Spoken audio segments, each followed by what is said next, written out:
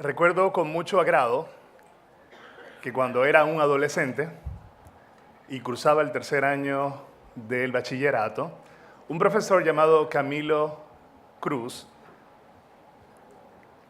nos convocó a los estudiantes del tercer año del bachillerato a participar en un debate. El debate tenía que ver con la teoría de Darwin, la fe y la ciencia. Para entonces éramos chicos, no sabíamos mucho sobre estos temas, pero nos fascinó la invitación.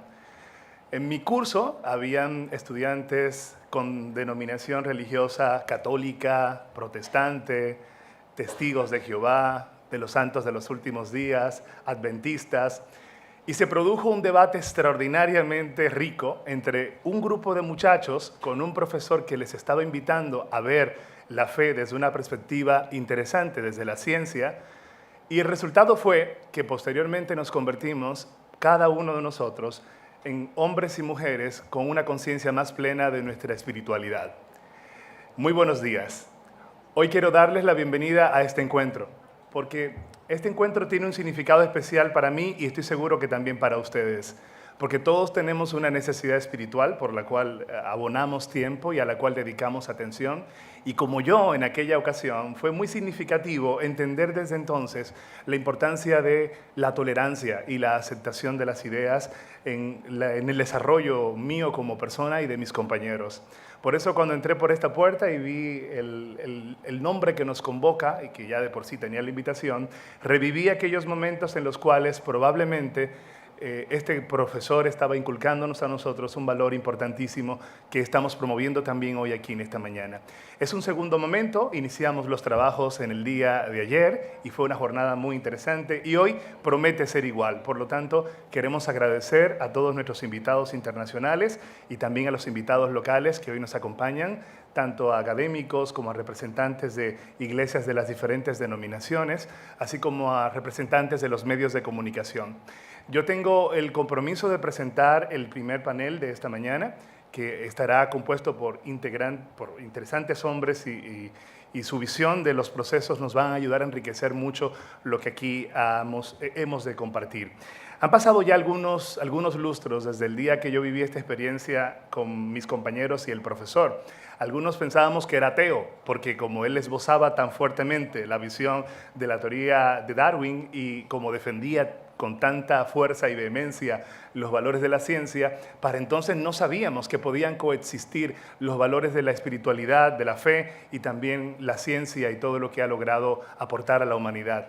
Y creo que cada vez que se dan estos espacios son una oportunidad para seguir fortaleciendo un ejercicio que todos debemos defender, el ejercicio de la libertad.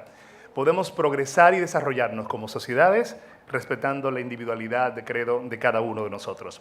Así que para seguir motorizando este aporte en la construcción de un pensamiento nuevo, quiero permitirme presentarles a continuación el próximo panel, que estará integrado por personalidades que ahora van a conocer.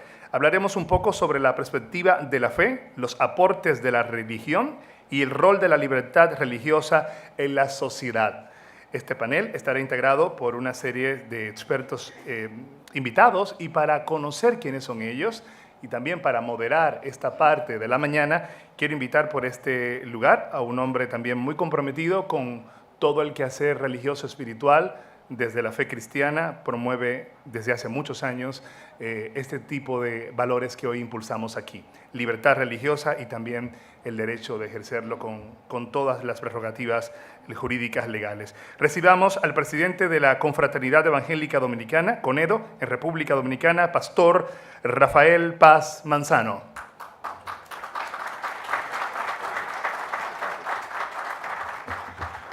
Muy buenos días a todos los presentes, de manera muy particular, el señor rector, ¿verdad? La señora, su excelencia, primera dama de la República Cooperativa de Guyana, Sandra Granger, todos los invitados tan distinguidos que nos acompañan en esta mañana, ¿verdad?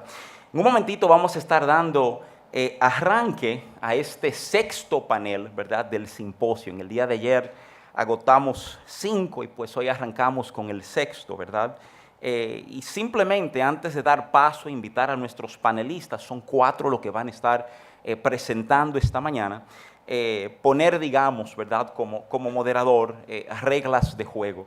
Cada uno de nuestros estimados panelistas va a tener alrededor de 15 minutos, de 12 a 15 minutos para su ponencia, y la idea obviamente es que culminemos en una sesión de preguntas y respuestas que nos permitan no solamente enriquecer, expandir algunos de los conceptos presentados, sino Dios mediante aterrizar, ¿verdad?, y permitirnos salir con conceptos renovados en muchos sentidos. Yo quiero simplemente contextualizar un poquito este panel, hablando de los aportes de la religión y el rol de la libertad religiosa en la sociedad, haciendo una brevísima anécdota de mi experiencia unos años atrás cuando fui invitado a ser entrevistado en un programa de radio muy conocido en la sociedad dominicana. En ese tiempo estaba sobre el tapete algunos de esos temas que realmente sacuden a la sociedad. Y dentro del grupo de periodistas, una periodista de manera particular, expresando, y digo esto a nivel de mi interpretación, ¿verdad?, su frustración con el manejo y el planteamiento del sector religioso, me preguntó lo siguiente: venga acá, pastor, y no es posible que la iglesia se quede dentro de sus 4 paredes y a quienes le importe la opinión de la iglesia, pues las atienda cuando vaya a la iglesia, ¿verdad? Un planteamiento que obviamente pretendía sacar de la dinámica social las influencias de fe. Y justamente por la extraordinaria ponencia ayer, ¿verdad?, de Brian Grimes, sabemos el impacto real de todo el sector de fe en la sociedad. Esta mañana nuestros panelistas nos van a ayudar a ampliar un poco ese entendimiento. ¿Qué ha aportado, verdad, la fe, el sector religioso, a las dinámicas sociales que enfrentamos hoy? Y es con mucho placer que le presento a los panelistas. Les voy a pedir que en lo que lo vaya mencionando, pues vayan subiendo, tomando asiento, ¿verdad? Y quiero comenzar presentando al Elder Quentin L. Cook, que es miembro del Quórum de los 12 Apóstoles de la Iglesia de Jesucristo de los Santos de los Últimos Días desde los Estados Unidos. Le voy a pedir al Elder Quentin L. Cook que por favor suba y toma asiento. Asimismo, me place presentarle a su excelencia reverendísimo Monseñor Víctor Masalles, obispo de la diócesis de Baní de la Conferencia del Episcopado Dominicano. Monseñor, por favor.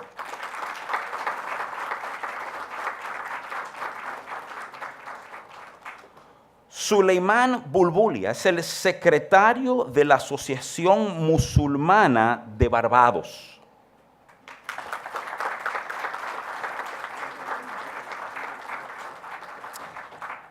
Y por último, quiero presentar al reverendo Gary Harriet, el secretario general del Consejo de Iglesias de Jamaica, desde Jamaica.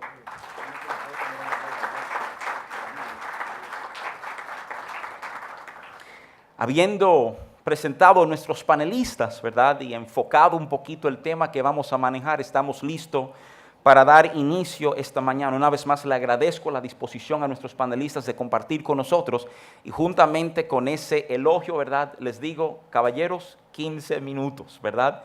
Es lo que vamos a estar manejando. Me place dejarle entonces en este instante con el Elder Quentin L. Cook, que es quien va a tener la primera ponencia. Elder Cook.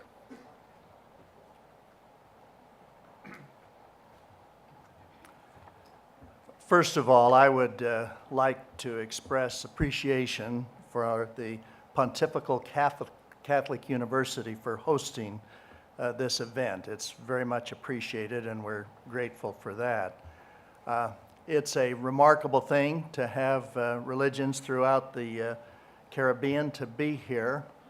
And before I go into my more formal remarks, I want you to know that those of us who have participated in religious freedom with those of other faiths have found it to be extremely rewarding. I've had the opportunity, particularly, of working with Catholics, evangelicals, Jews, and Muslims in the United States, and we have worked very hard on trying to both improve the morals of the United States, but also to improve religious freedom.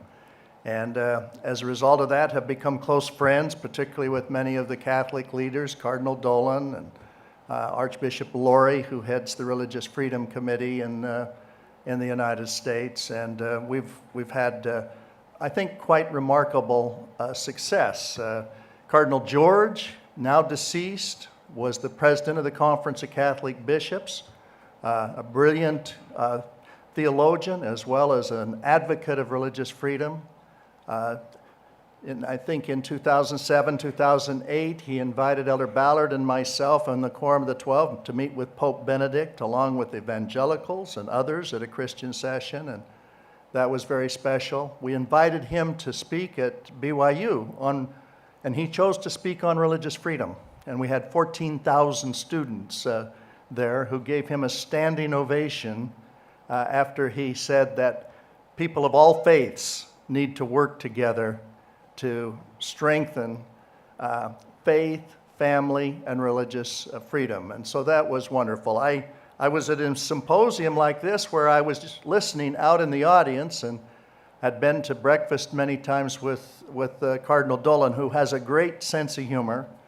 And he stood up and he saw me out in the audience just as I'm standing here, and he says, "Quentin, it's good to see you."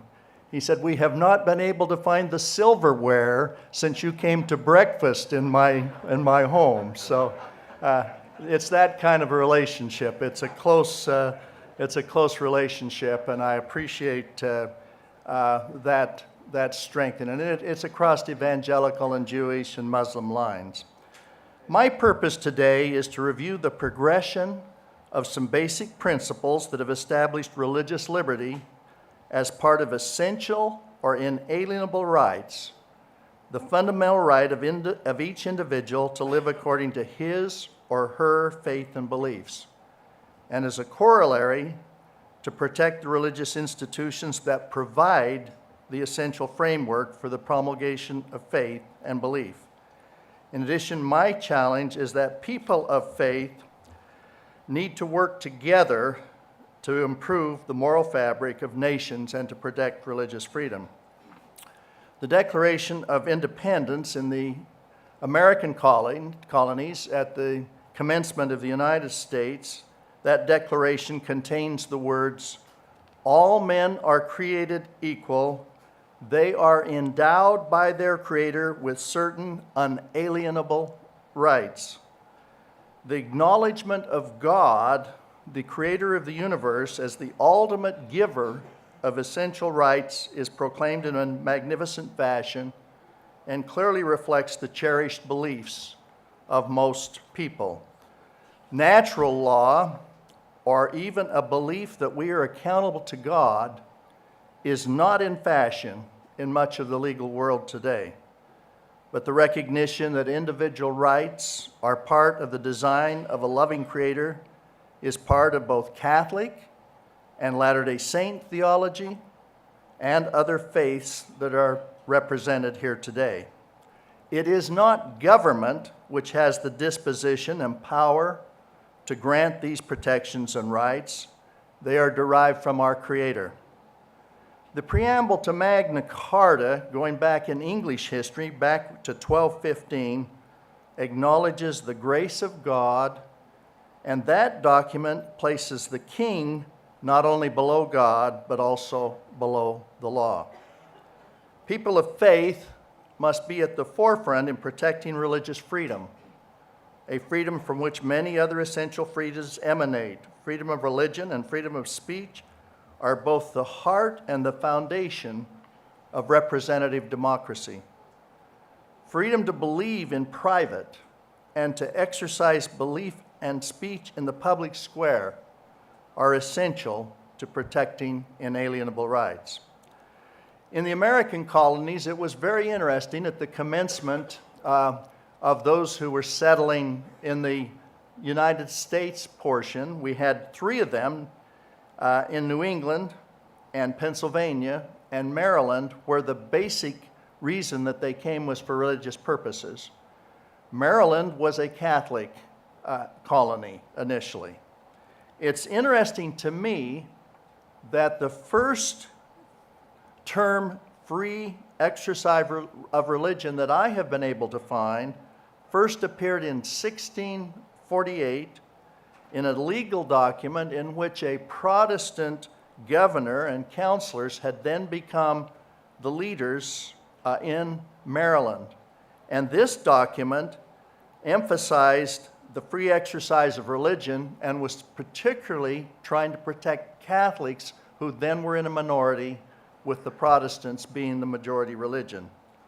This early example of religious pluralism, which is what we would call it today, has continued in the United States, where on the whole, a multiplicity of religions have been secure in their religious rights. The country has greatly benefited from religious pluralism. The Founding Fathers were particularly outspoken on this in the United States. James Madison clearly favored religious pluralism. He stated, "In a free government, the security for religious rights consists in a multiplicity of sects."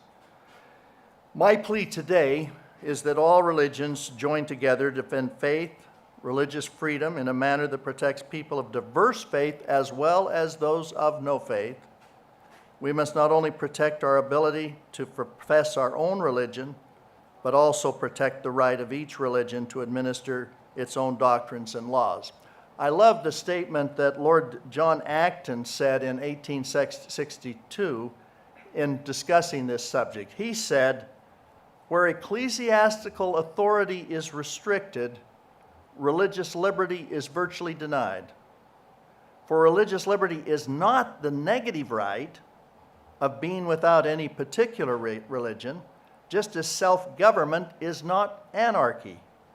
It is the right of religious communities to the practice of their own duties, the enjoyment of their own constitution, and the protection of the law, which equally secures to all the possession of their own independence."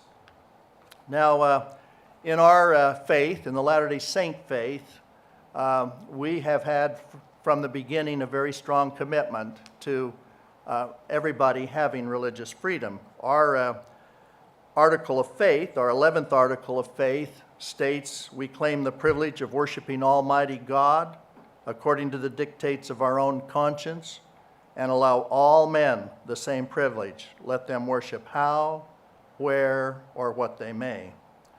The second one is a wonderful statement by our founding prophet, Joseph Smith, who passionately asserted this, "I am bold to declare before heaven that I am just as ready to die in defending the rights of a Presbyterian, a Baptist, or a good man of any other denomination, for the same principle which would trample upon the rights of the Latter-day Saints would trample on the rights of the Roman Catholic, or of any other denomination who may be unpopular and too weak to defend themselves. It is love of liberty which inspires my soul, civil and religious liberty to the whole of the human race." End of quote. Those two statements early in our church really are the foundation for the strong commitment to religious freedom that we have. Now, notwithstanding the historical foundations of religious freedom, there are those who do not respect accountability to God and who very much oppose it in today's world. One professor has written a book titled, "Why Tolerate Religion?" and makes a strong case that religion should not be tolerated. This chorus of voices against religion was lamented by an earlier apostle who's now passed away, Elder Neal A. Maxwell. And many years ago, he said this, "How can a society set priorities if there are no basic standards? Are we to make our calculations using only the arithmetic of appetite?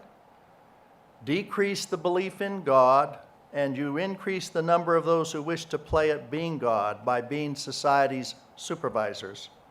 Such supervisors deny the existence of divine standards, but are very serious about imposing their own standards." Now, how do we accomplish this?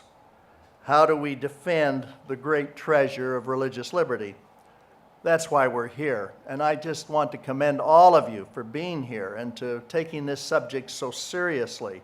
I think that this is the first step always, is to have people who feel accountable to God seriously looking at how important it is. But I would say that we need to go further than that. It can't just be academic and religious leaders. We need to win the hearts and minds of the people. And as you leave this symposium, that's one of the things you need to think about. How do you win their hearts and minds? Those who love religious liberty should be diligent in defending against those who oppose it. The voices of people of faith need to be heard and amplified. When this is done, it creates a pause in the discourse and allows people to evaluate where they stand on a particular matter. Silence when religious freedom is attacked, or when faith is attacked, or when religions are attacked, when there's silence, that allows the rhythm of negativity to continue uninterrupted and unchallenged. One good example occurred just last month, and it really is, it's a Catholic example, and I quite love it. A professor at Notre Dame, Professor Amy Barrett, had been nominated to serve as a United States Circuit judge in the U.S. Court of Appeals in the 7th Circuit. And in the Senate hearings to confirm her, a California senator openly challenged her because of her faith as a Catholic. This California senator said, "The dogma lives loudly within Barrett, and that's a concern." So challenged the fact that she was a Catholic. And then a senator from Illinois posed a similar challenge. He is reported to say, "Do you consider yourself an Orthodox Catholic?" implying that her faith was a problem, that it should be a problematic factor in her proposed service as a judge. Now, in this matter, I was very pleased that a member of our faith was there and immediately challenged that and said that that wasn't appropriate. But soon after that, voices were raised. The presidents of Notre Dame and Princeton sent letters objecting to that inappropriate characterization. In addition, Archbishop William E. Laurie, he's the chairman of the Catholic Bishops' Committee on Religious Liberty, declared, and I think this is an important statement: people of faith, whatever faith they may hold, should not be disqualified because of that faith from serving the public good. The result was that a pause was created in the discourse, and those who had denigrated faith were suddenly on the defense. The two senators suddenly had to start talking to the people who were Catholics in their state and say, "Well, I didn't mean to offend Catholics," and they were suddenly on the defense in that regard. Now, my point is really quite simple. When allegations are made that are detrimental and often false to either faith or religious liberty, the members of that faith and their friends who feel accountable to God need to defend them in a positive, statesman-like manner. We need to defend divinely inspired freedoms.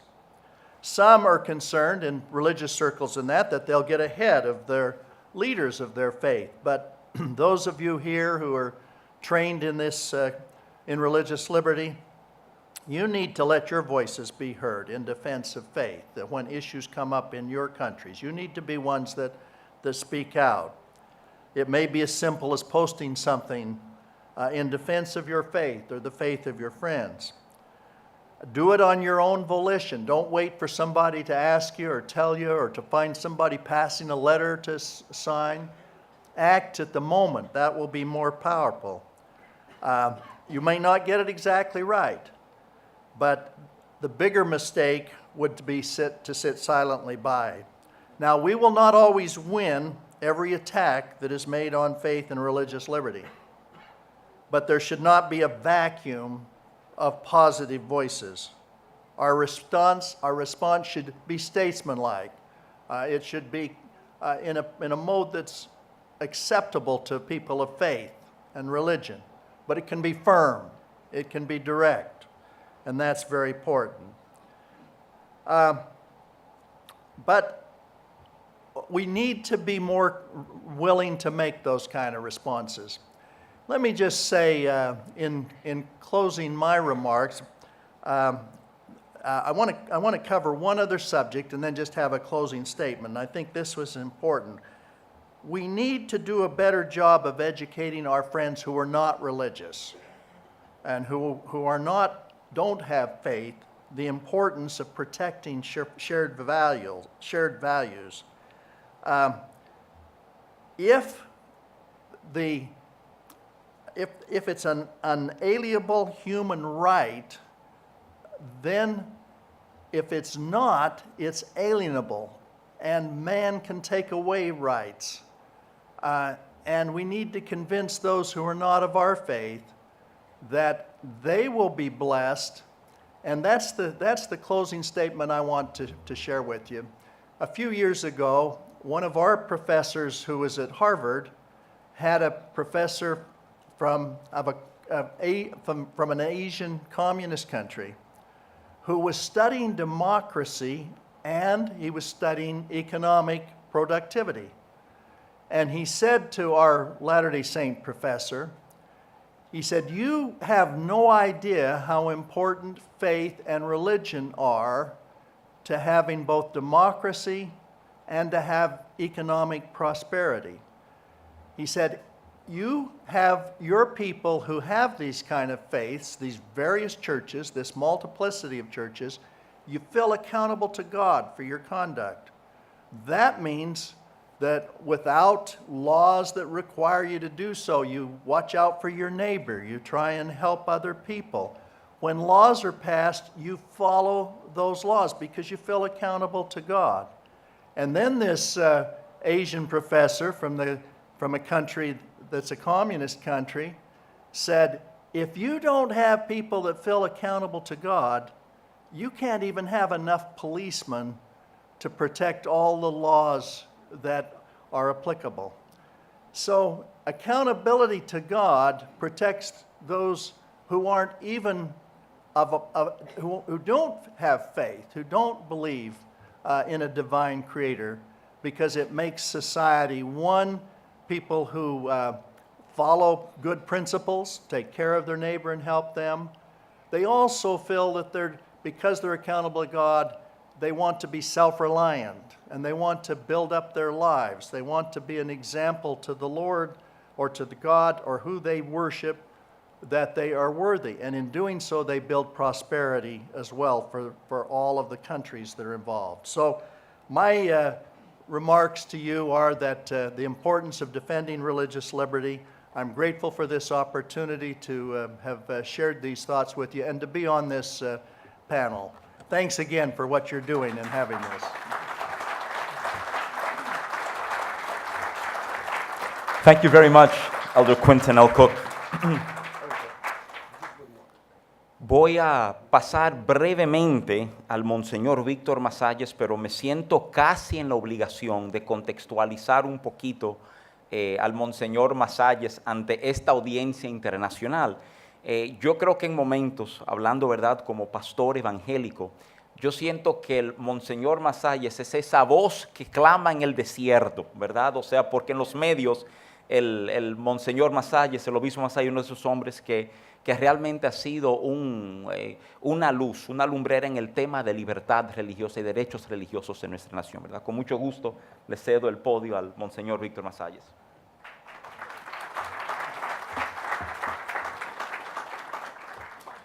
Pido primero disculpas por la tos que estaba teniendo, la gripe. Para los que viven en República Dominicana desde hace unos días, hasta en Baní ha estado lloviendo.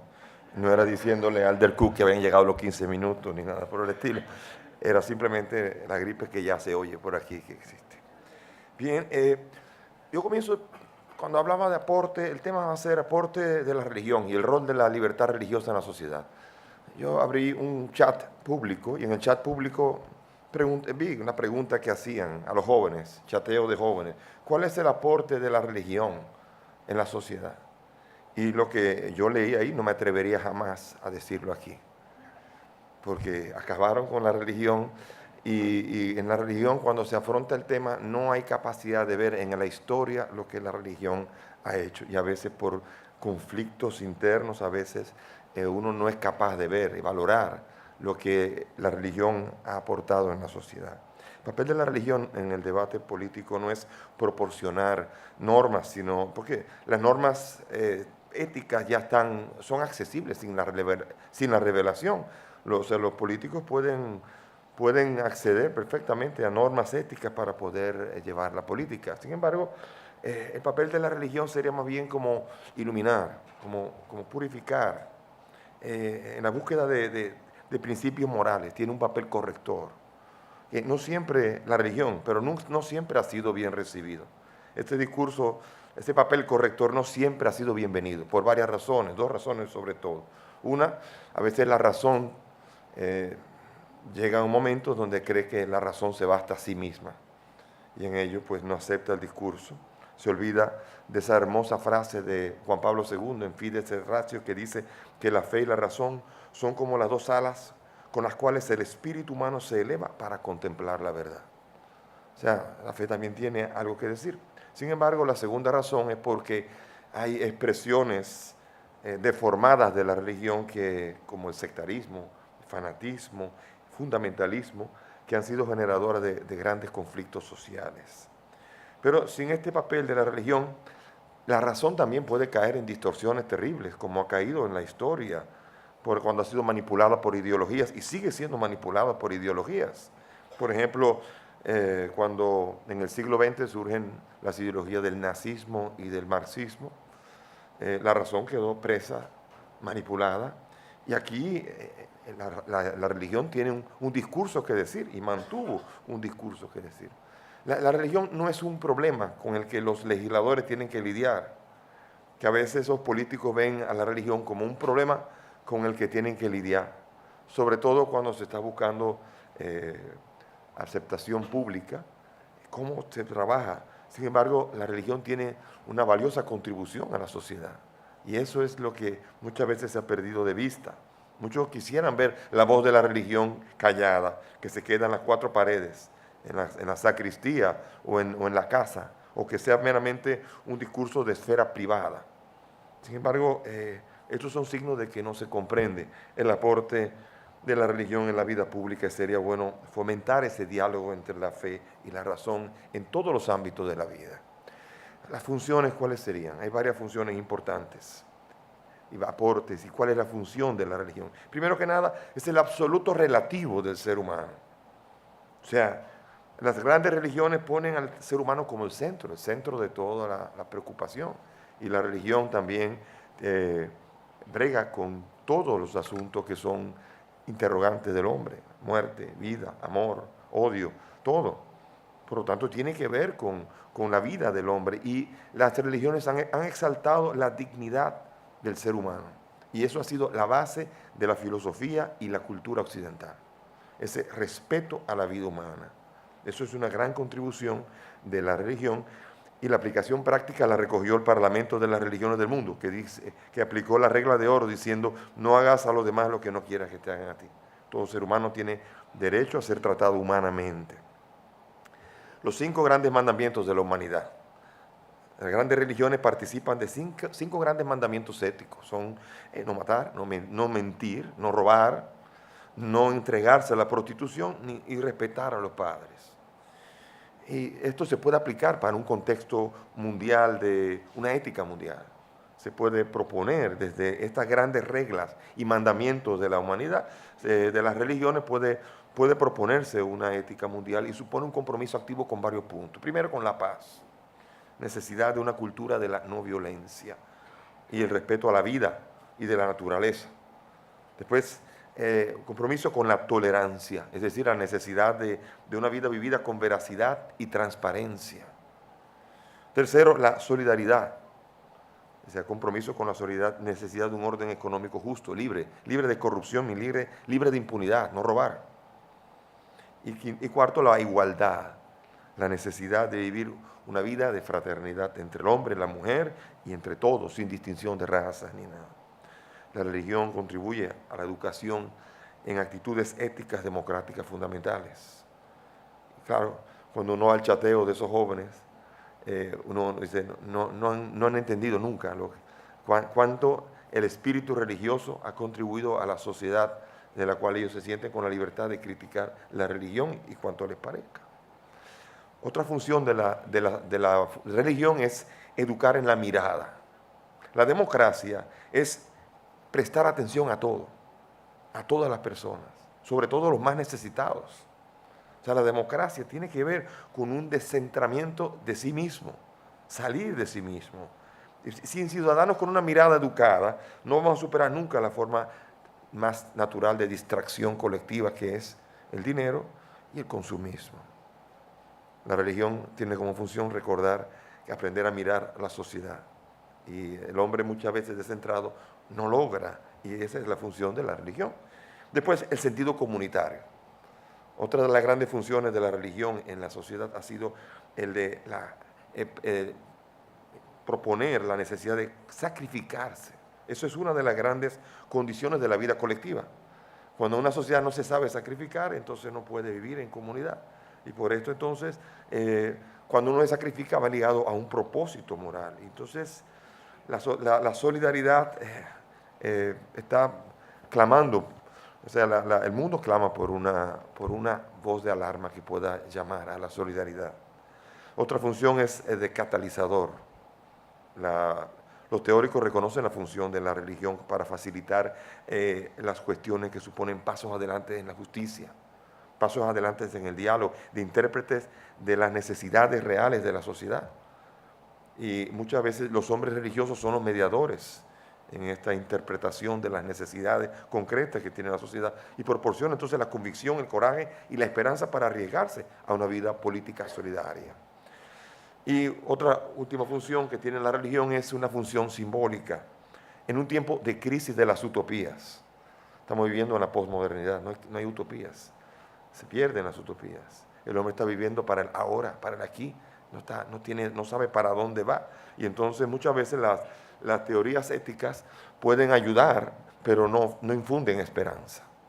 No infunden esa esperanza que infunde la religión. Por eso Habermas dice, mientras la sociedad no encuentre la argumentación y no encuentre mejores palabras para decir aquello que puede decir la religión, la sociedad tiene que coexistir con ella sin apoyarla ni combatirla.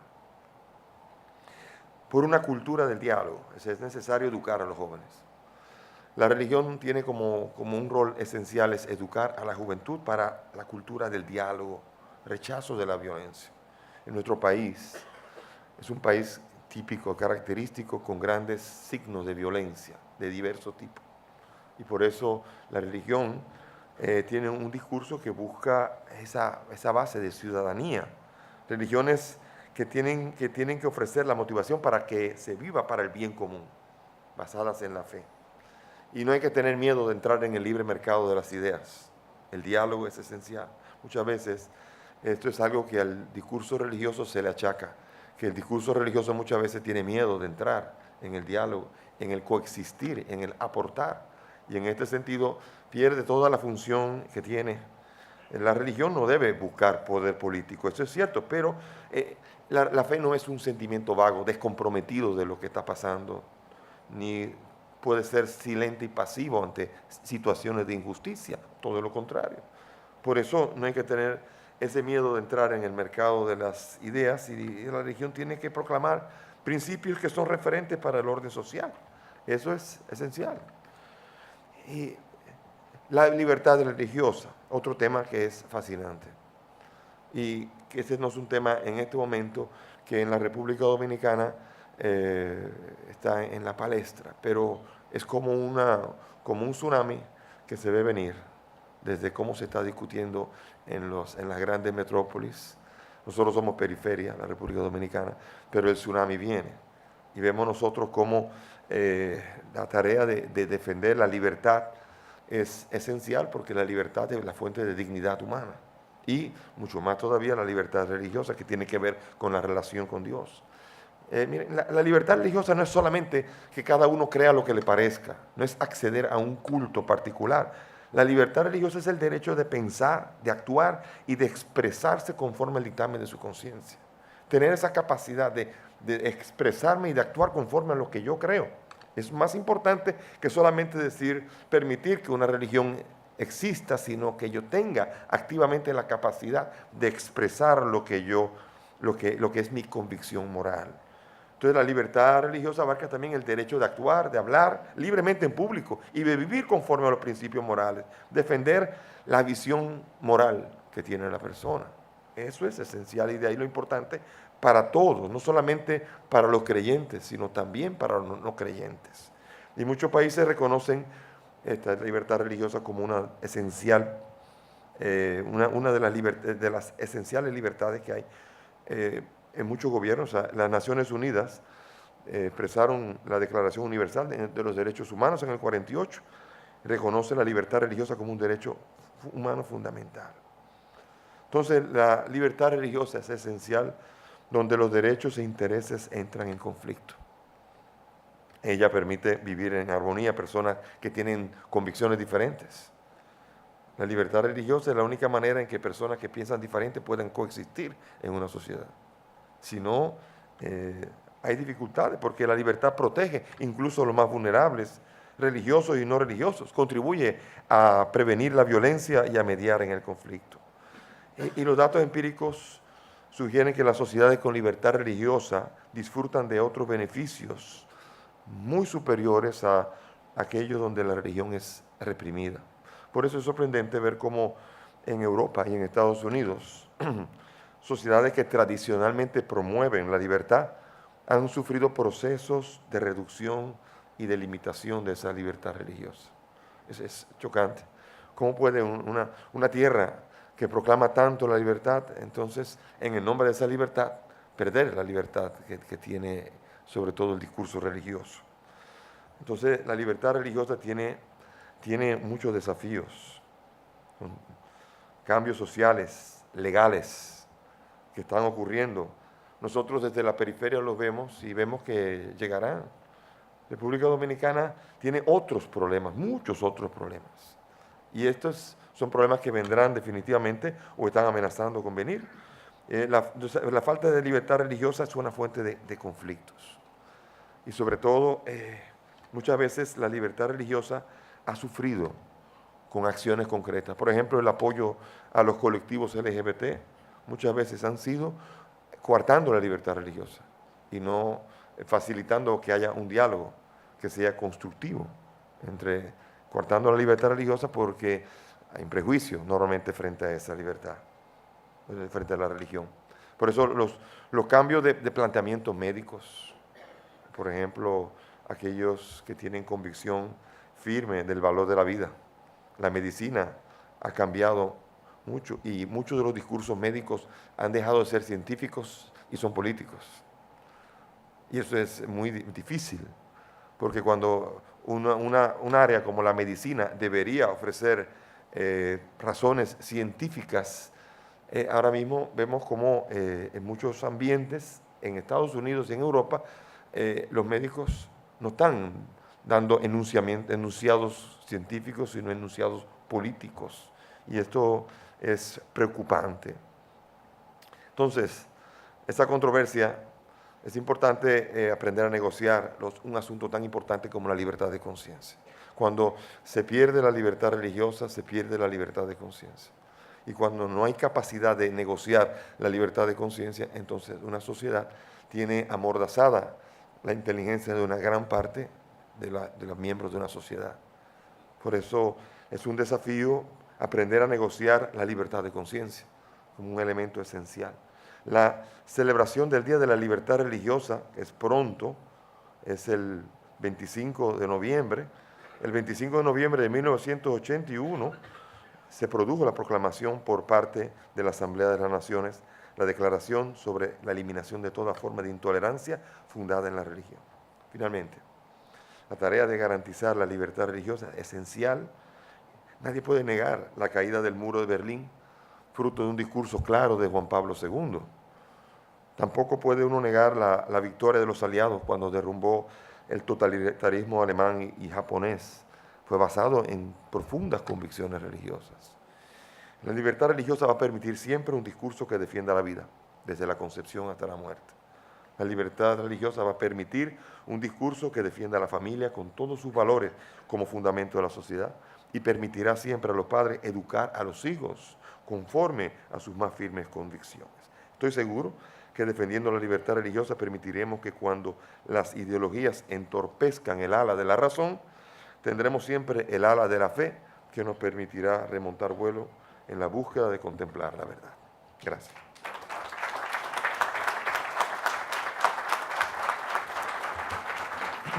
Muchísimas gracias, Monseñor Víctor Masalles.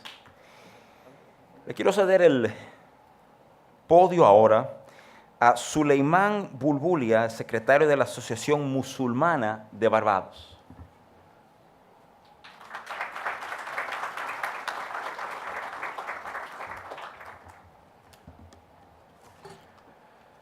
Buenos días.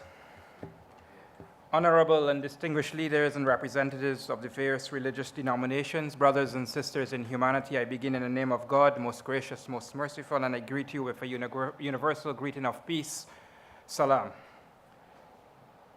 I would like to first and foremost thank the organizers of this auspicious and important symposium for extending an invitation to myself and my faith. I think I'm the only faith outside of Christianity that is represented here today, so I'm honored for this opportunity to be here and to present at this symposium. This symposium is a very important and necessary activity. It serves to bring together persons of faith into a forum that exchanges ideas and views on religious freedom and the important contribution it can continue to play in the development of society. It is an important discussion that must begin to happen and must continue beyond these walls, in the Caribbean and in wider Latin America.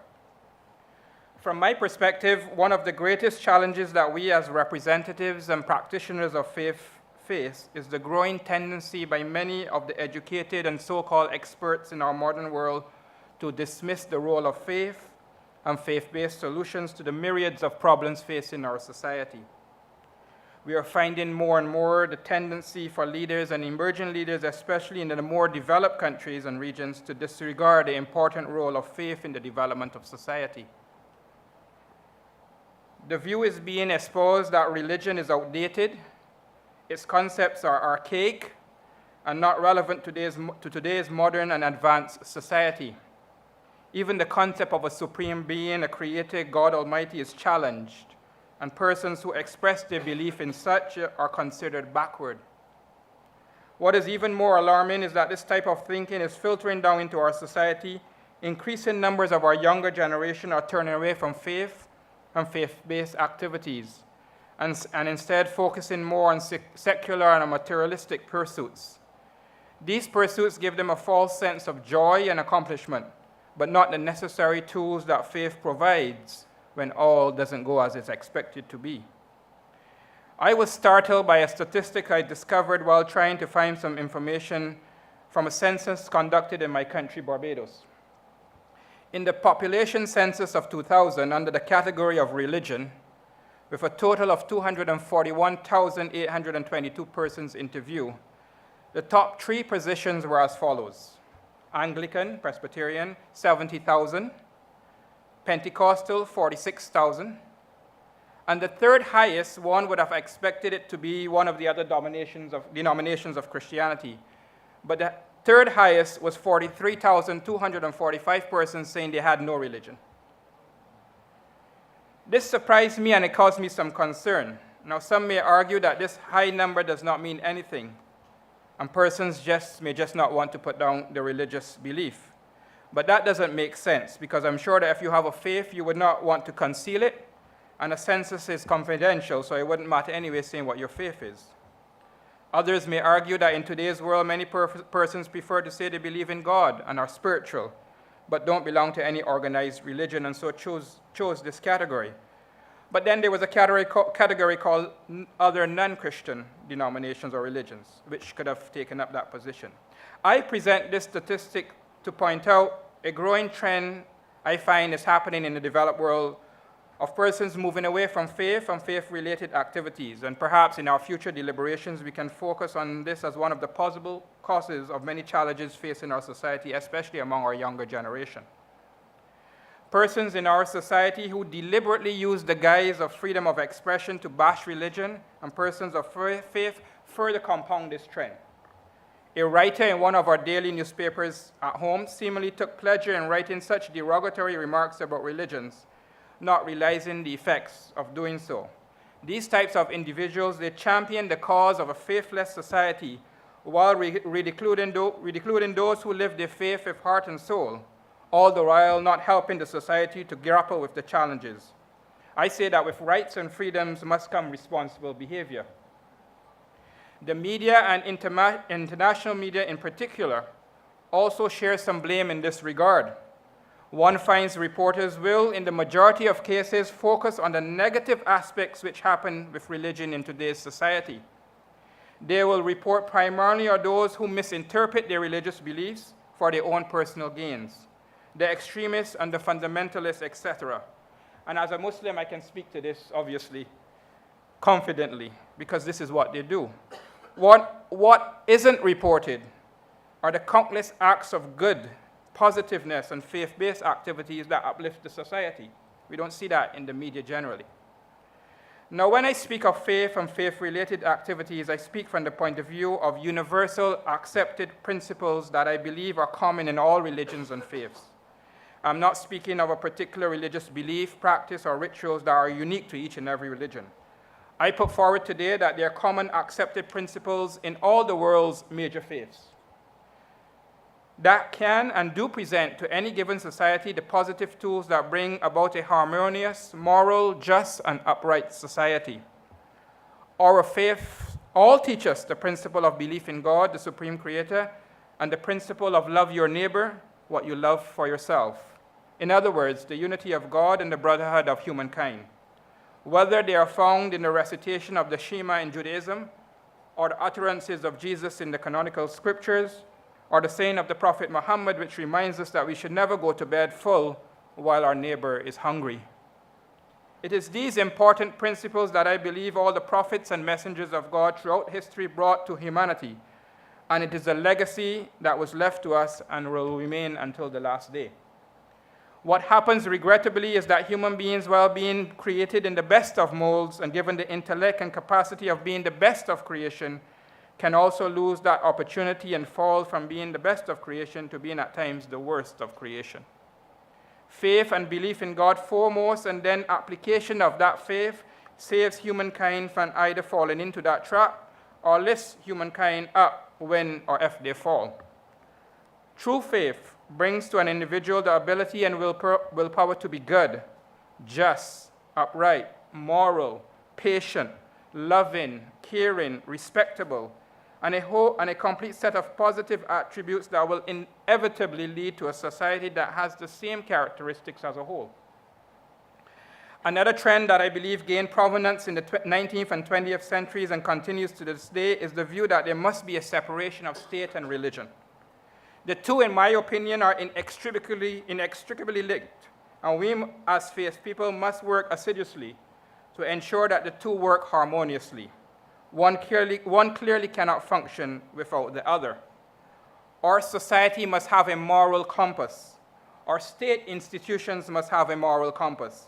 Faith brings that moral compass. To do otherwise is to invite anarchy, injustice, and disregard for each other in society. Our detractors will forever use examples where religion was used by the state to subjugate and imprison the minds and bodies of people. That may be so, but the use of such tools of power was and is not only in the domain of so-called religious people. It has been used and continues to be used by all types of unscrupulous persons throughout history with and without religious beliefs.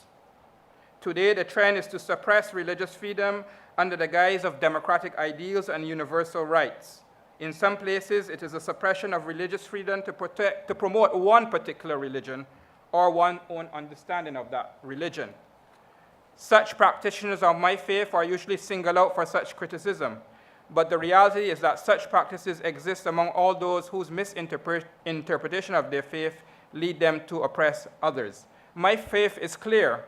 Our scriptures, the Holy Quran states, there is no compulsion in religion. Religious freedom helps build a society and a nation. Look at the examples in history and in present day where religious plurality and freedom has contributed to the achievements in that society or states. Countries that have maintained and striven for religious freedom have benefited socially and economically. The country from which I come, Barbados, is an example of strides made in religious freedom. My own background and my community is a perfect example of that.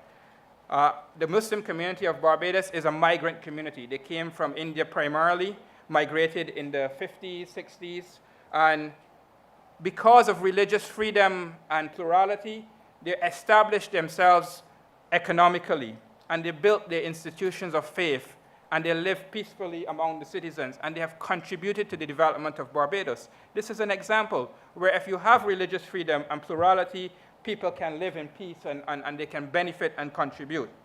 Contrast such successes to places that stifle religious freedom and conscience, societies that demand conformity to one way of thinking or the other. Development and growth is greatly restricted and retarded. What I would like to suggest is that we work towards drawing upon all the faiths in our society to help in the task of building up our society. Each of our faiths have something to bring to the table. In our own private domains, be it in the church, synagogue, mosque, or temple, there are success stories of communities bonding together and achieving for the benefit of all. What we must do now is come out of our comfortable settings and go forth into the wider society and seek to apply these principles and practices that we have all tried and proven successfully for ourselves. Governments can also be facilitators in bringing the various faiths together in a body, not only to talk, but to look at practical solutions. Also to look favorably at faith-based solutions and institutions that promote the positiveness of all faiths.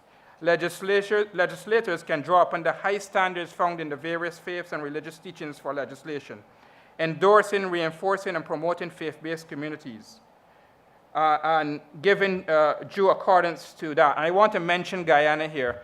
We have the First Lady of Guyana present with us. Guyana is an example of not only talking about religious tolerance and freedom, but putting into practice an action of recognizing religious groups in this society. Guyana, among two other countries in this region, have national public holidays for Christianity, Islam, and Hinduism. National public holidays on their calendar for these three religions. Only 3 countries in the Western Hemisphere that has done this: Guyana, Trinidad, and Suriname. So they have put into action recognition of religious freedom. I say to you that there must be a zero tolerance for those who negatively stereotype religious institutions, beliefs, and persons of faith. An attack on one place of worship must be seen as an attack on all places of worship. The increasing incidences of religious discrimination, whether against a Jew, Christian, Muslim, Hindu, Buddhist, must be seen as discrimination against all persons of faith and must be challenged and condemned. Muslim females today are facing great challenges due to their mode of dress. Just yesterday evening, our friend from the OAS showed me a video. A teacher in Tennessee, Nashville, Tennessee, took it upon himself on a Muslim student in his class, a young girl wearing the scarf, to forcibly remove the scarf and videotape himself doing it. What trauma that child must have felt that her teacher is abusing her and thinking that is a joke. This is the type of things that religious people are facing across the world today because there is a growing tendency to say faith is outmoded. We must all fight against these trends, whether we are Muslim, Christian, Jew, or whatever. We must speak up. As the elder said, we must speak up. I want to, as part of closing off, I think my time is almost up, 3 minutes, I want to recommend and suggest a few things.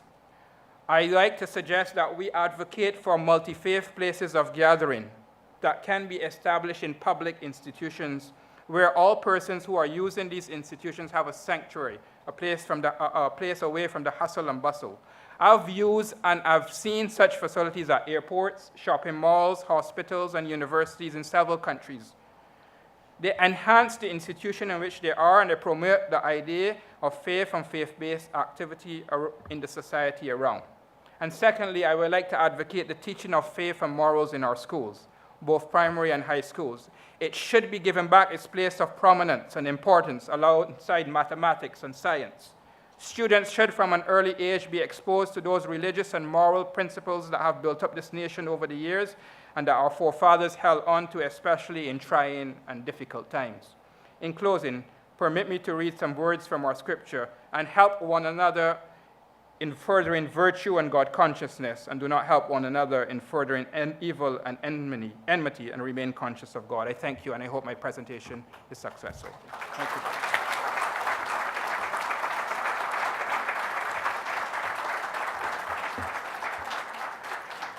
Suleiman Bulbulia, thank you very much. Nuestro último panelista de esta sesión es el reverendo Gary Harriet, secretario general del Consejo de Iglesias de Jamaica.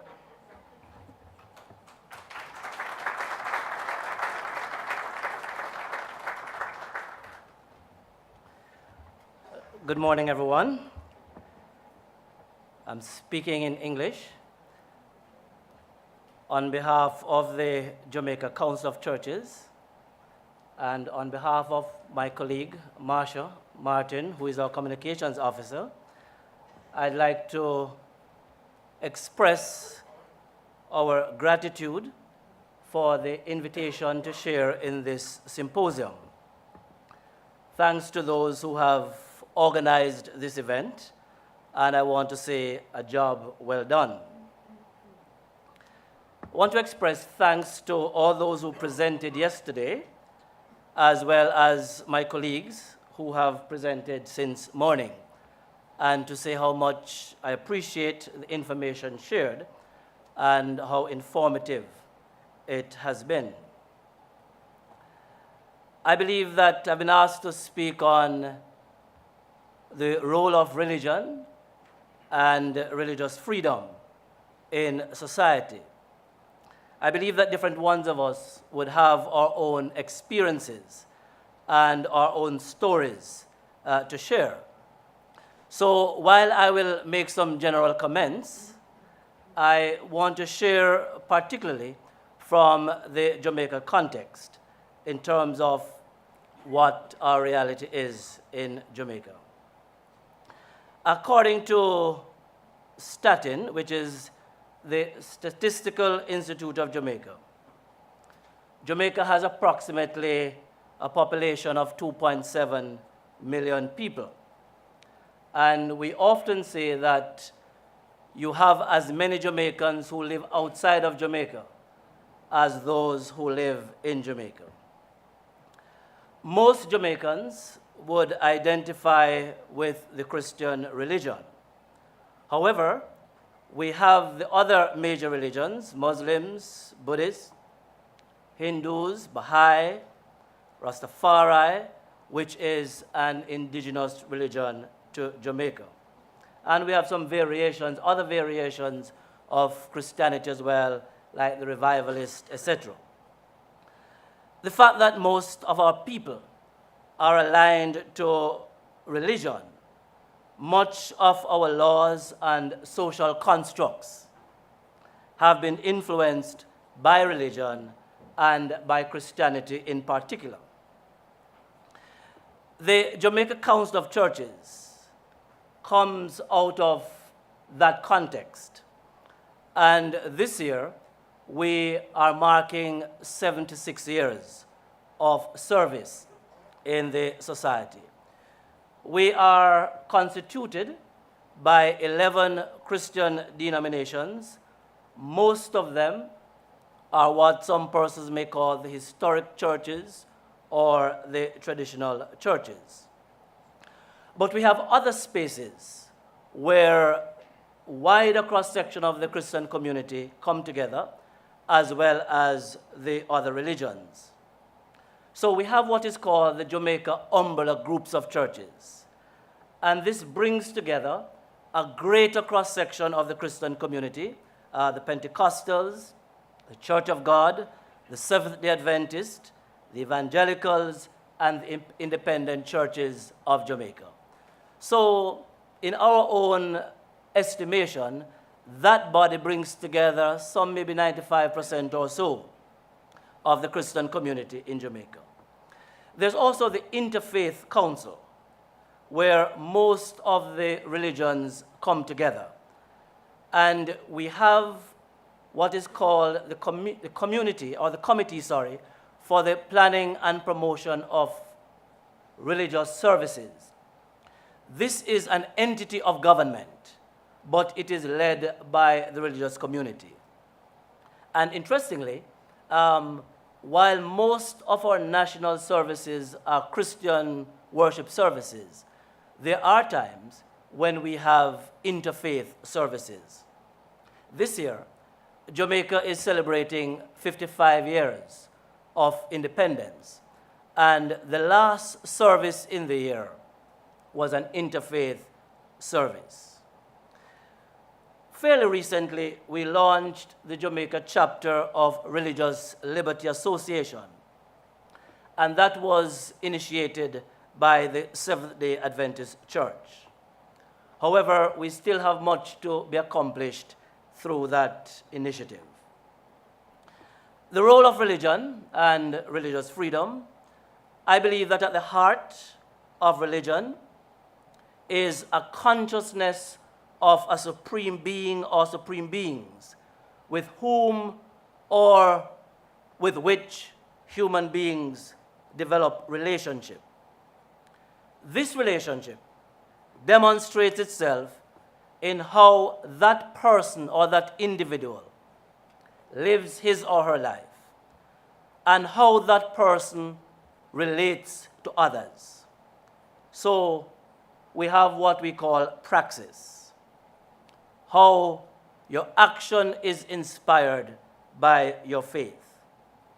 Principles such as neighborliness, as others of the speakers would have raised, love, respect, justice, peace, moral and ethics, a life in its fullness are important expressions of religion.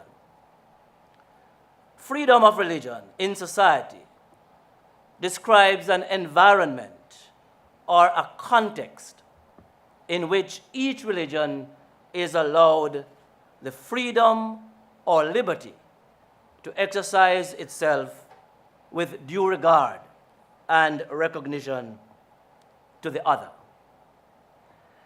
In the Jamaican context, while things are not perfect, we still have a way to go, but we share a fairly well harmonious relationship among the various religions.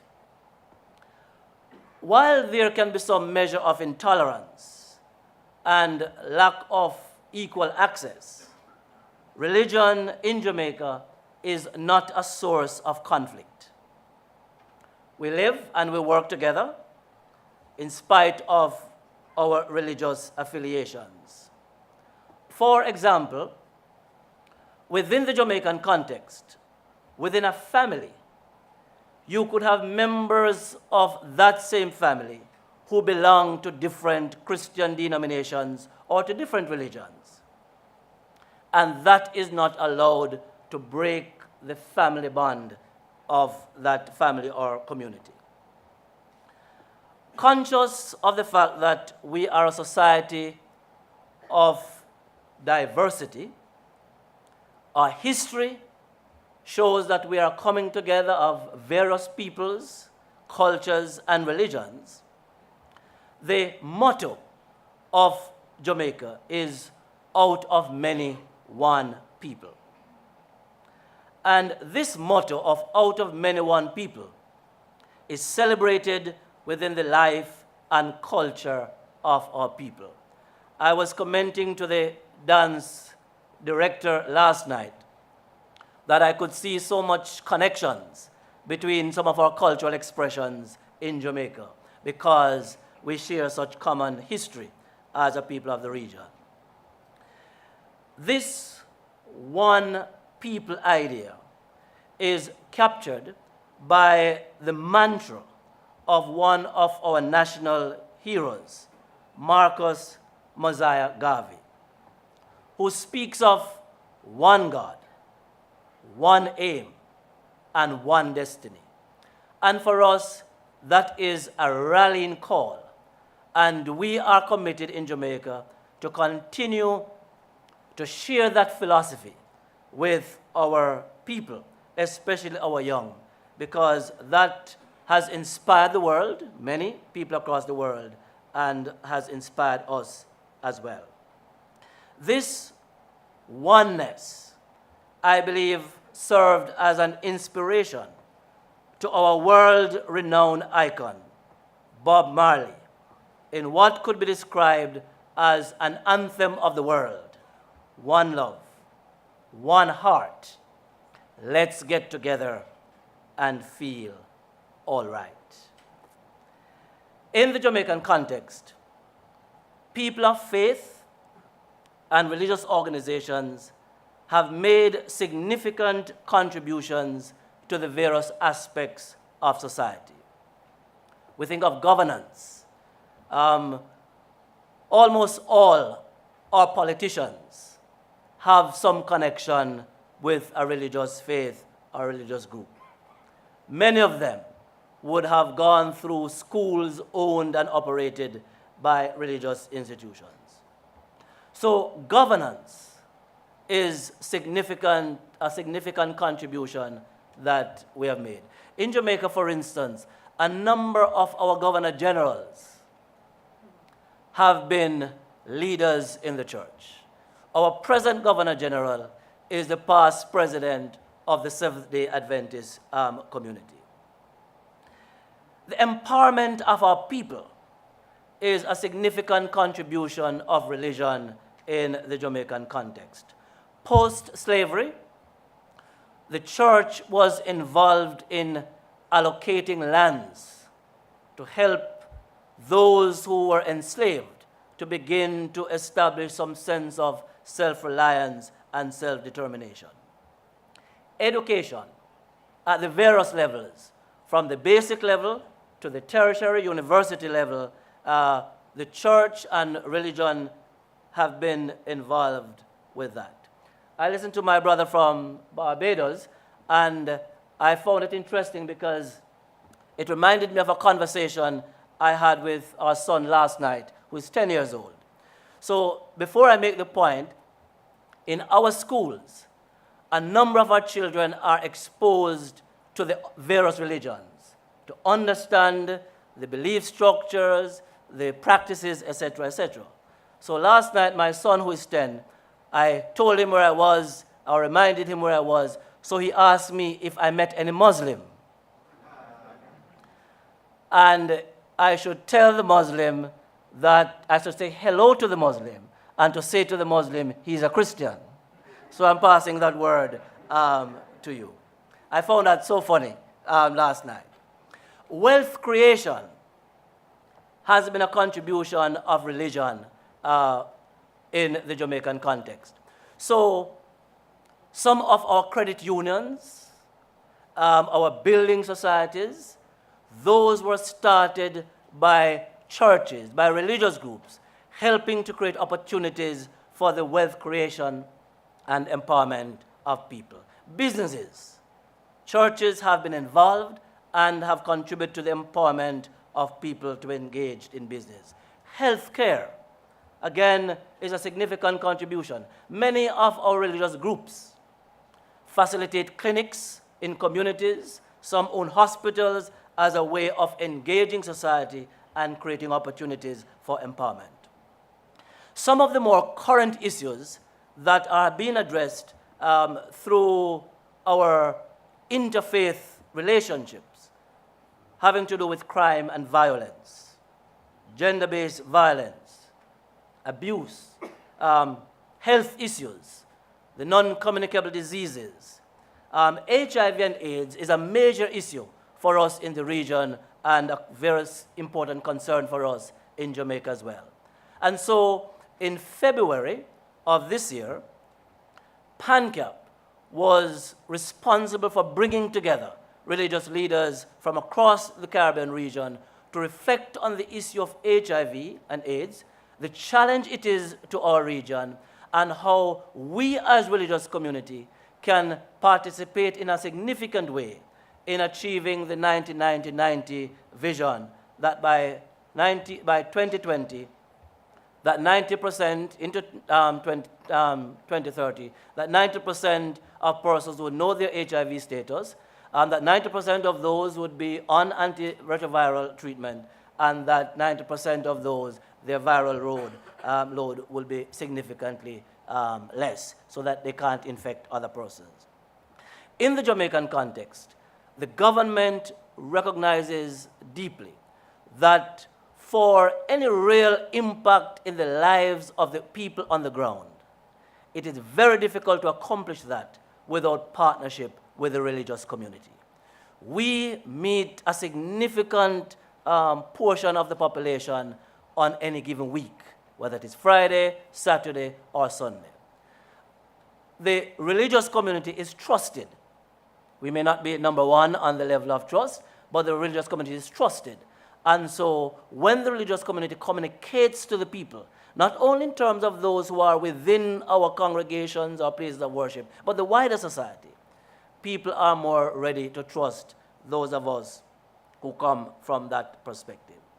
So in our context, in Jamaica, religion shares a very important role in the socialization of our people, the value formation, and we recognize that what we need to be doing is how we improve the relationship among the religions, because together we can make significant differences and transformation.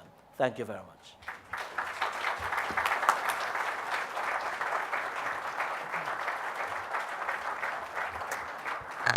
Reverend Gary Harriet, thank you very much. Y esto nos trae al tiempo de preguntas y respuestas, ¿verdad? Y antes inclusive de comenzar a señalar individuos y pasar micrófonos, hay dos señalamientos que quisiera hacer de manera muy puntual. Primero, que nos limitemos a preguntas, no comentarios, ¿verdad?, sobre lo que nuestros panelistas han expuesto. Y segundo, que seamos lo más preciso posible para que el tiempo nos rinda, ¿verdad? Porque ya desde que dije el momento vi algunas manos y yo sé que varias personas que desean participar, ¿verdad? Tenemos los micrófonos listos, podemos dar inicio. Comenzaremos con el profesor aquí, en segunda fila. Una cosita más, profesor, perdone que le haga el señalamiento. Es bueno que cuando hagan su pregunta especifiquen a quién en el panel se dirigen, eso ¿verdad? Voy a hacer. Perfecto. Mi querido amigo Víctor Masalles habló de diálogo. Me quedo en la primera parte de la exposición, aportes de la religión. ¿No crees, Víctor, que sería mayor el aporte de la religión si entre las distintas denominaciones religiosas existiera un verdadero diálogo sincero y efectivo, llevándonos un poquitico de Pablo VI, claridad, afabilidad, confianza y prudencia pedagógica? Sí, ¿se oye? Sí. Yo estoy seguro de que sí, y entiendo que en la República Dominicana hemos logrado mucho esto. Creo que en estos últimos años en la República Dominicana hemos tenido muchos encuentros y muchos de ellos han sido sinceros. Quizás no todos, pero estamos hablando de que ciertamente sí, tenemos que sentarnos y sobre todo aprender a sacrificar convicciones, porque ¿cómo podemos encontrarnos si no es cada uno entregando un poco de uno? Si no, acaba siendo uno el que es el totalitarista. O sea que es imposible el encuentro sin esa capacidad de entregar también, un poco. O sea, porque hay mucho prejuicio, y hubo mucho prejuicio. Hubo mucha guerra religiosa en los años 70 y 80 en el país. Eso fue muy triste. Eso no permitía. Parecía como si los cristianos éramos enemigos entre nosotros. Y eso era un escándalo. Yo creo que eso fue el principal generador de ateísmo en la República Dominicana. Cuando los que supone que Jesucristo dijo, Padre, que todos sean uno, como tú y yo somos uno. Y lo que menos parecíamos era uno. Éramos muchos y peleando.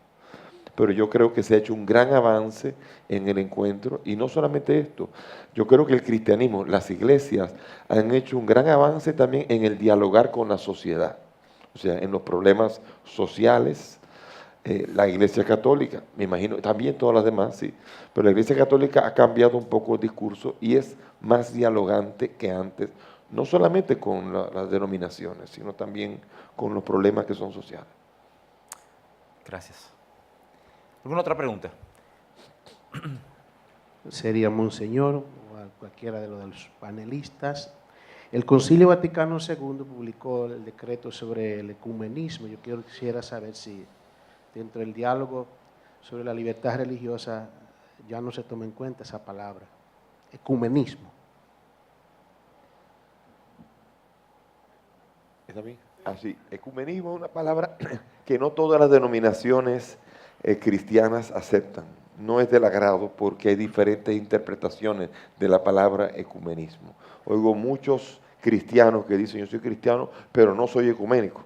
Pero no están diciendo, no están en contra de lo que algunos de nosotros entendemos que es ecumenismo, sino en su concepción entienden que el ecumenismo puede ser para captar. Pero el ecumenismo está presente. Yo soy el presidente de la Comisión Ecuménica de la Conferencia del Episcopado y la Unitatis de Reintegratio, que es el documento del ecumenismo en el Concilio Vaticano II, entiendo que ha llegado un tiempo en que está aplicando mucho más que cuando fue emitido en los años 60. Gracias. Vi algunas otras manos. El caballero aquí, camisa azul de cuadros. Vine un poquito tarde, pero tengo dos preguntitas para Monseñor Masalle también. ¿Qué es la tolerancia para usted? Porque si uno dice, yo no estoy de acuerdo con el matrimonio gay, le dicen intolerante. Yo no estoy de acuerdo con la corrupción, le dicen intolerante. Yo quiero saber qué es la tolerancia. Y segundo, la Iglesia Católica, usted me corrige, tiene un diálogo ecuménico entre todas las iglesias cristianas, protestante, ortodoxo, y tiene un diálogo interreligioso, ¿no?, entre las demás comunidades religiosas, como los musulmanes y otra iglesia. ¿Cómo le ha sido posible a la Iglesia Católica tener un diálogo con los musulmanes? Me pregunto, por la diferencia entre musulmanes y cristianos. Sí, bueno, voy de atrás para adelante. No hay musulmanes, aquí hay muy pocos musulmanes, pero hablando a nivel mundial, sí, el ecumenismo permite un diálogo entre musulmanes y cristianos. El principal que lleva esta situación es el Papa Francisco. El Papa Francisco fue a Tierra Santa con un musulmán y un judío, que son grandes amigos. Y de aquí podemos saltar a lo que es la tolerancia, que la tolerancia significa, yo no tengo que aceptar tu estilo de vida, o sea, no puedo estar de acuerdo con tu estilo de vida, pero no con esto puedo rechazarte. Yo tengo que aprender a convivir con personas que piensan diferente que yo, que viven diferente que yo, y yo tengo que ser tolerante. Tolerante significa aceptarlo como persona, no poner las diferencias en el estilo de vida o en la concepción, no ponerlo como un obstáculo para el encuentro. Eso es lo que digo en tolerancia. Ahora, ahora mismo ha habido un discurso que se le tilda al cristianismo de intolerante, al cristianismo porque tiene su concepción concreta acerca de lo que es, por ejemplo, la homosexualidad. Y sin embargo, la actitud que la Iglesia invita en el catecismo de la Iglesia Católica es a la tolerancia y a que se sientan acogidos, a que no se sientan discriminados. Eso es, o sea que el discurso es muy retador y, por desgracia, el discurso cristiano muchas veces ha sido excluyente, discriminante, y ha sido ofensivo para los que no son cristianos o no piensan o no viven como vive lo que propone el cristianismo. Pero la tolerancia exige que no se sienta rechazado, que no se sienta excluido, que se sienta que seamos seres humanos, que tenemos que convivir. Eso no quiere decir que ahora vamos a perseguir la Iglesia Católica, la Iglesia, diversas denominaciones, el luteranismo, el anglicanismo, han perseguido. El islamismo también ha perseguido. Ha habido persecución, pero esos son errores, distorsiones que no reflejan el espíritu de la religión que profesamos. Elder Cook. I would like to just say a little bit about the question on tolerance and a little bit on ecumenicism. One way to look at tolerance is if you are trying to figure out how to be fair to everybody. When you are advocating for traditional marriage, you need to at the same time say, how can we be more tolerant of those who have same-gender issues? How can we have more respect in society? How can we have laws that protect them in the public square, in employment, in public accommodation, such as housing and traditional matters there? So fairness for everybody, if we're looking at it from their eyes and trying to have fairness, we can advocate for traditional marriage, but we need to try to be fair to everybody. I think on the first question, there's always a little bit of concern. Our faith's trying to have a great big discussion on trying to bring everybody together in their theology. And at least we have found that's not very helpful. If we get together and we talk about how do we promote faith, how do we promote family, how do we promote religious freedom, and we do that together, but not trying to bring our theology into the same. That doesn't make it easy for people to work together when they're trying to do that. I'll have to say that the evangelicals in the United States, they claim that, and this is kind of a joke. I'm not asserting it. They claim that when the Latter-day Saints are at the table, that they don't feel like the Catholics are trying to bring them back into the Catholic Church. They're willing, they say, we want to make sure they know that the Reformation happened. And when the Latter-day Saints are there, nobody thinks they're going to give up their theology. And so everybody feels comfortable. Faith, family, religious freedom, get together, discuss that. Trying to get together to bring everybody to the same theology, we're not going to be very successful at doing that.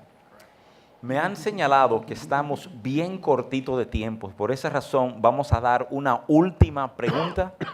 El caballero aquí, ahí entonces vamos a cerrar este Buenos tiempo. días a todos y a todas. Esta pregunta va para el honorable obispo Víctor Masalle. Yo soy del Consejo Dominicano de Unidad Evangélica y soy de la Iglesia Metodista. ¿Cómo usted ve la aceptación del matrimonio homosexual? Anglicanos, presbiterianos, metodistas, bautistas, casi el 80% de las denominaciones protestantes en Estados Unidos y en Europa han aceptado el matrimonio homosexual. Y tenemos constancia de eso. ¿Cuál es su opinión? ¿No sería una aberración teológica? Muchas gracias. Sí, la Iglesia Católica no va nunca, no va a haber un cambio de opinión, de pensar que no puede ser aceptado como matrimonio sacramental. Ahora, es un problema, porque el matrimonio homosexual plantea siempre la posibilidad de la adopción de niños. Y ahí viene el problema de la búsqueda del bien del niño.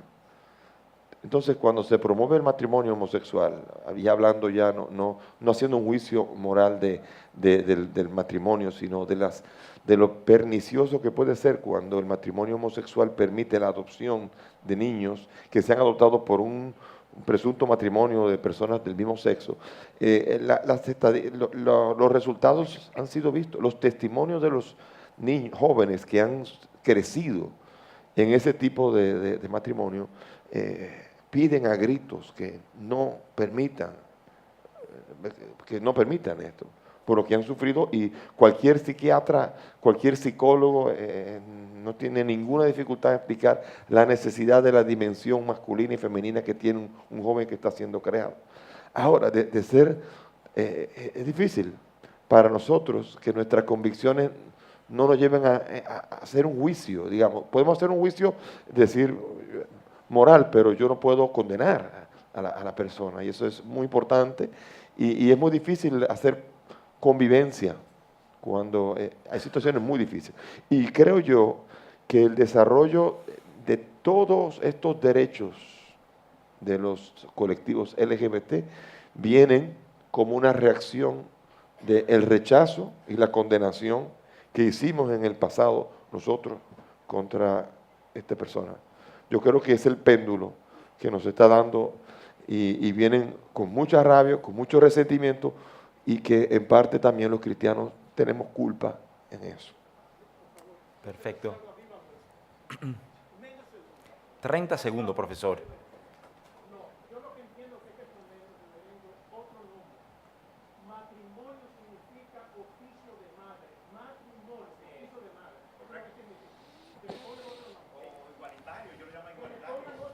Gracias, caballeros. Perfecto. Yo quiero reconocer lo que han sido las presentaciones y los aportes de nuestros panelistas, el Elder Quentin L. Cook, el Monseñor Víctor Masalles, Suleiman Bulbuli, el Reverendo Gary Harrod, y quiero pedirle al público que lo reconozcamos con un aplauso, por favor. Muchísimas gracias. Bueno, fascinante la verdad la discusión que hemos tenido en la mañana de hoy. Solo me hacía recordar de algo muy interesante. En el 1972, dos profesores estadounidenses, Macomb y Shah, plantearon la teoría de la agenda setting. Y decían ellos, luego de analizar mucho la influencia de los medios de comunicación, algo que vamos a discutir ahorita, que los medios de comunicación ejercían una influencia extraordinaria para decidir de qué temas la sociedad discute. No luego podían incidir sobre la postura final de la gente, pero sí sobre qué temas discutir. La teoría tiene un gran impacto y me preguntaba yo, ¿qué pasaría si cada una de las denominaciones religiosas aquí congregadas en todo el mundo establecieran como agenda la discusión sobre temas de esta índole y que la feligresía a lo interno de nuestras congregaciones comience a socializar la importancia de la promoción de valores como la tolerancia, la integración, sí, el respeto a la diversidad? Es muy probable que dentro de algunos años tendríamos una sociedad mucho más abierta al respeto de la libertad religiosa y tendríamos probablemente menos dificultades. La Iglesia, como un órgano de influencia importante en la sociedad, así como los medios, es capaz de establecer una agenda mediática importante que permita luego que entremos en un escenario como el que hoy tenemos aquí. Felicitamos enormemente el hecho de que estén aquí estas personalidades y también agradecemos el que ustedes estén. Es el momento de hacer una brevísima pausa en este panel desde la perspectiva de la fe, aportes de la religión y el rol de las libertades religiosas y la sociedad. Agradecer al pastor Rafael Paz por la moderación de este momento. Nos vamos 10 minutitos más o menos a un coffee break, un área de bocadillos que tenemos habilitada para ustedes y regresamos para seguir discutiendo desde la perspectiva de los medios de comunicación. Un fuerte aplauso para nuestros panelistas y nuestro moderador.